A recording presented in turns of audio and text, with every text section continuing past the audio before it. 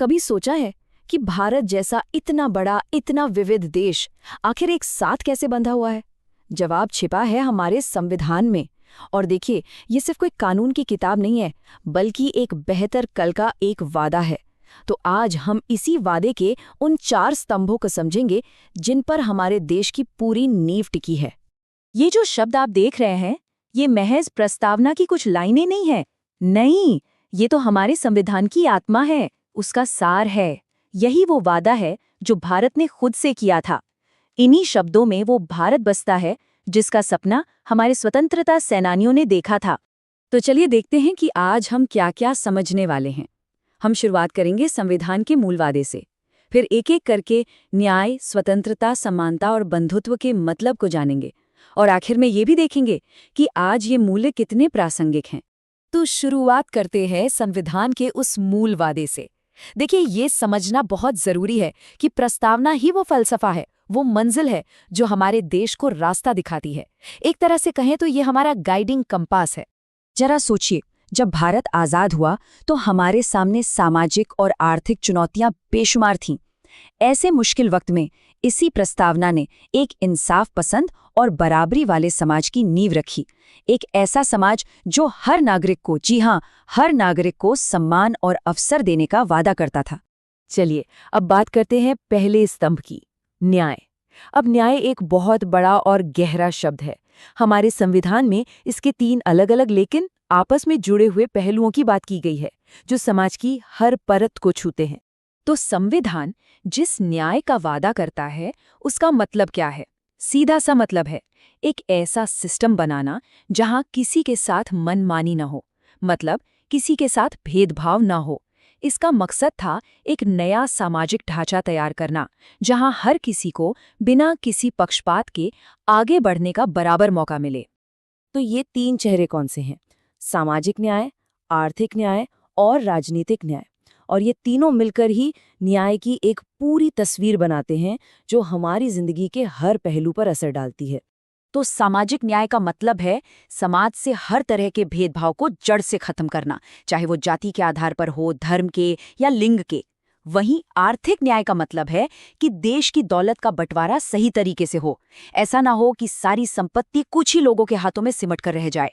इसका असली मकसद शोषण को खत्म करके एक कल्याणकारी राज्य बनाना है।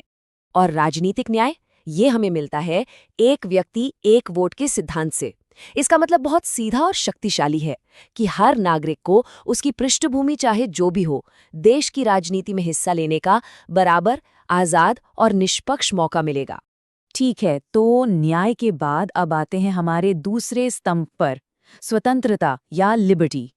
अब देखिए, स्वतंत्रता का मतलब सिर्फ बाहरी बंधनों से आज़ादी नहीं है।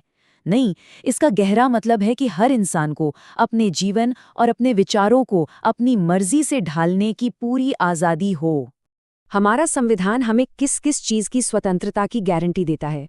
विचार की, अभिव्यक्ति की, विश्वास की, धर्म की और उपासना की। ये सिर्फ कुछ शब्द नहीं है, ये एक जिंदा लोकतंत्र की धड़कनें हैं। यही वो चीज़ें हैं जो हमें बिना किसी डर के खुलकर जीने की आज़ादी देती हैं। हाँ, पर एक बात समझना बहुत ज़रूरी है। ये स्वतंत्रता असीमित नहीं है, मतलब एब्सोल्यूट नहीं है। हमारा संविधान व्यक्तिगत आज़ादी और समाज की जिम्मेदारी के बीच एक संतुलन बनाता है। इसीलिए समाज में व्यवस्था और शांति बनाए रखने के लिए इस पर कुछ उचित प्रतिबंध भी लगाए जा सकते हैं। अब हम आते हैं अपने तीसरे स्तंभ पर, समानता। ये अपने आप में एक क्रांतिकारी सोच है। इसका मतलब है कि किसी एक इंसान या समूह की मनमानी नहीं चलेगी, बल्कि सबसे ऊपर कानून का राज होगा। इसका सीधा सा मतलब है, जैसा कि हमारे संविधान के अनुच्छेद 14 में भी लिखा है, कि कानून की नज़र में सब बराबर हैं। किसी को भी कोई खास छूट या प्रिविलेज नहीं मिलेगा, चाहे उसका पद या उसकी हैसियत कुछ भी हो। और ये बात इस विचार को कितनी खूबसूरती से सामने रखती है। यही है कानून के समक्ष समानता का सिद्धांत। मतलब साफ है, कोई भी इंसान, चाहे वो देश का प्रधानमंत्री ही क्यों न हो, कानून से बड़ा नहीं है। और अब हम पहुंचते हैं अपने आखिरी लेकिन शायद सबसे जरूरी स्तंभ पर, बंधुत्व यानी फ्रेटर्निटी। ये वो सामाजिक और भावनात्मक गोंद है जो बाकी तीनों मूल्यों को, यानी न्याय, स्वतंत्रता और समानता को आपस में जोड़कर रखता है। इसे समझने के लिए ये मेटाफर बहुत अच्छा है। सोचिए, अगर न्याय और स्वतंत्रता हमारे लोकतंत्र का ढांचा यानी कंकाल है, तो बंधुत्व उसका धड़कता हुआ दिल है। यही वो चीज़ है जो इस ढांचे में जान डालती है, भावनाएं भरती है। ये हम सबके बीच अपनेपन का एक एहसास है। बंधुत्व के दो खास मकसद हैं। पहला, हर एक इंसान की गरिमा, उसकी डिग्निटी की रक्षा करना, और दूसरा, देश की एकता और अखंडता को मजबूत करना, जो भारत जैसे इतने विविध देश के लिए तो सबसे ज्यादा जरूरी है। तो चलिए, अब आखिर में इस सवाल पर सोचते हैं, ये जो महान मूल्य है, क्या ये सिर्फ इतिहास की किताबों में दर्ज शब्द हैं, या आज भी हमारी जिंदगी में इनकी कोई जगह है?